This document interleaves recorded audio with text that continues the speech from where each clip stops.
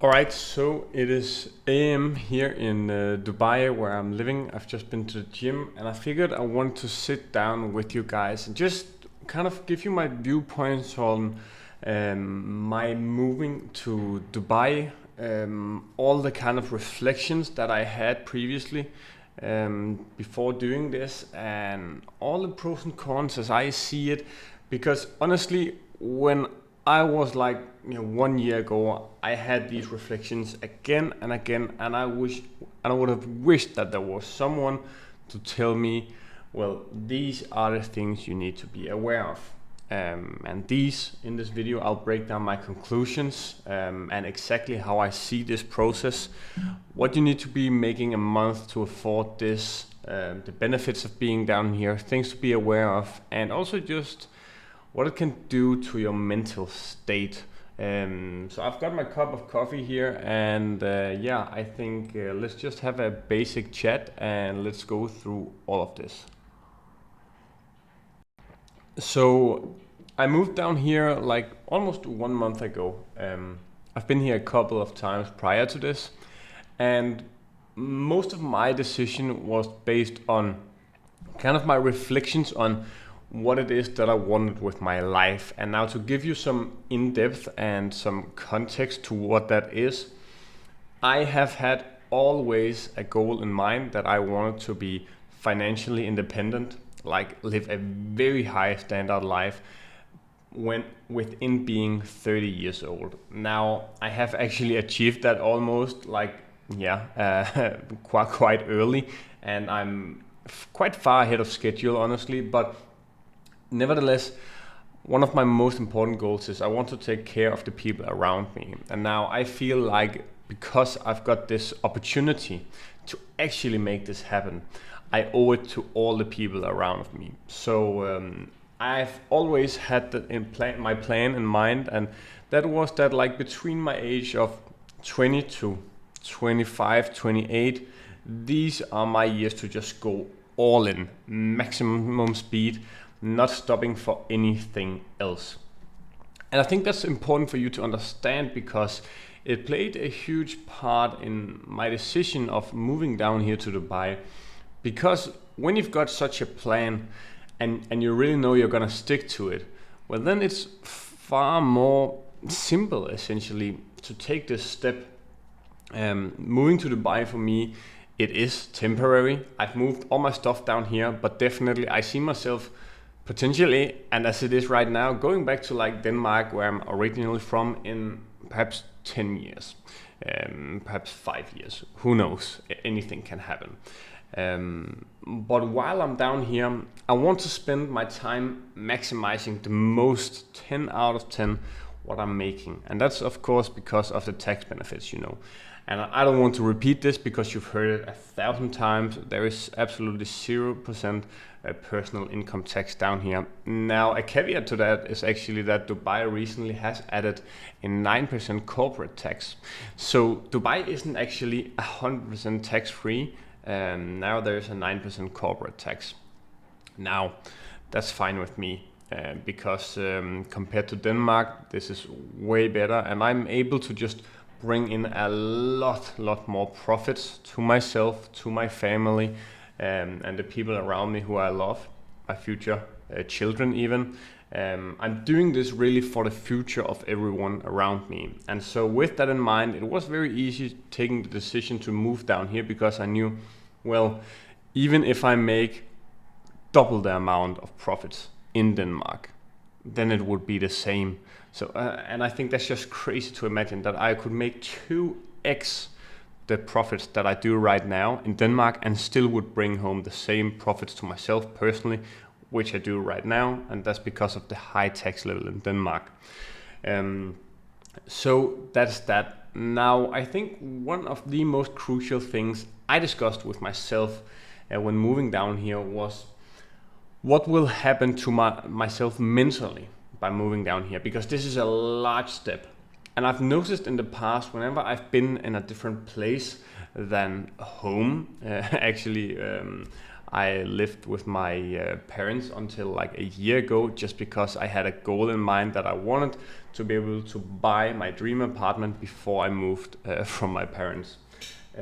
I was able to live in one of my dream apartments of all time that year as well, so I once again stuck to the plan.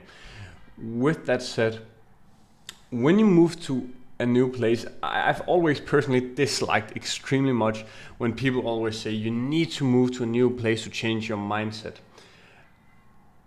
And even though I hate that saying, it is actually true. I don't want to be one other guy to tell you the same exact thing, but here's why it is actually true. And that's because when you move to a new place, two things can happen. One thing that will definitely happen is that, your mindset will change significantly. It did for me, and that's especially because, your mindset and what you portray and believe, that's very highly correlated to your surroundings, your network, the people around you. And when you position yourself in an environment with more entrepreneurs, people doing higher and higher numbers, in here in Dubai, you just kind of reset your mental belief system, because you see people driving in Lamborghinis all over the place. And so that's why, if there's so many people doing well down here, surely so could I. That's at least how my mind works. And so that's what will happen. In 10 out of 10 times, your mindset will change. And that's no matter if you move to also a different area in your own country. Your mindset will change very often also because your current behaviors and your habits, they are very much tied to your current living environment. So that's also why when you move to a new place, it is extremely important to get off starting with new healthy habits, because this is one of the best periods to change your habits. Now, back to the two options I spoke to you about. Either you love it, either you love living at your new place, and congrats, you found a better place to live. Or what can happen is, of course, you don't actually like it. But what will happen in that scenario is you will get to appreciate your original place much more. And that's why this is one of the main criteria and decisions I also had when I moved down here, because really it just became so obvious to me that either I'm going to love living down here. That's what I'm doing right now. But even say if I don't, then I've got the perspective and I've tried living abroad. And then I'm not one of those people who, all of you know, it might even be yourself, who've always dreamed of living abroad, living in a new country, but you never act upon it. And so that's why I decided, okay, let's do it. Now is the time. Either I love it, and then I've at least followed what I wanted to do when I was younger as well. Or if I don't like it, then I am sure what will happen is I kind of check that box, and then I know I will love being in my home country, in my original place, a lot more. And I think that's a crucial point for you to consider. In general, when you move to a new place, two things can happen. Either you love it or you love your original place much more. Of course, down here, one thing I've also noticed, which is, it's such a cliche, and I hate cliches. I hate people talking about networking in general, because 9 out of 10 reasons why I've succeeded, it's not because of my network. In some areas of life, people overestimate networking so much. You should never increase your amount of networking instead of working. And that's a huge mistake I see people do all the time, especially young entrepreneurs. They think it's so crucial to go out and network. Now, I've just worked. I've literally just sat with my computer by myself and worked my ass off. Instead of telling yourself that networking is also working, because let's be honest, very often it isn't. Very often it's just you talking to a different people. In my opinion, you can only speak of it as your network when you actually gain an ROI on that activity. It doesn't matter if you position yourself in an environment with other high-level people if you don't get anything out of it. Then you're just a fly on the wall, right? But the network down here is insane. I've always hated it when people say that you need to explore your network and expand it. But I must say, coming down here, it's also just a lot easier because, well, there are also many more interesting people to talk to when it comes to entrepreneurship. Yeah. My final point with all of this, and one thing that I kind of discussed a lot with myself, and I also get this question a lot now, is when should you move to Dubai? How much do you need to be making a month to kind of afford this? And I think there are a few crucial things here to consider before you take such a step. And this is actually something I've perhaps first learned like 1.5 years ago, which is the fact that it depends on the business you've got. Because, let me explain. If you make 15K a month and you've got an agency, then that 15K goes directly into your pocket because that's liquid. In your agency, you most likely haven't got that many expenses. Yeah, you might need, perhaps you've got one employee, even if you're a large agency, but most agencies, you're perhaps just you or a partner, and therefore all profits, almost all of the revenue goes directly onto your bank account. Now, with e-commerce, which I love, it is a lot easier than an agency to make 15K profit a month. It is so easy. I'm actually filming a case study afterwards this, where I show you how to do this step by step, all the framework. So feel free to check that out. Also feel free to check out the mentorship program, Scaling with Ecom, which I've built, and it goes into total depth of how I myself have gone from 0 to 15 million euros in revenue in 2.5 years. With that said, if you make 15K euros a month in profit with e-commerce, then if you're building a brand, which is what I preach, because this is what I've made my living from, and it makes your life so much easier than dropshipping, then you need to reinvest into your warehouse, into inventory, into building your brand.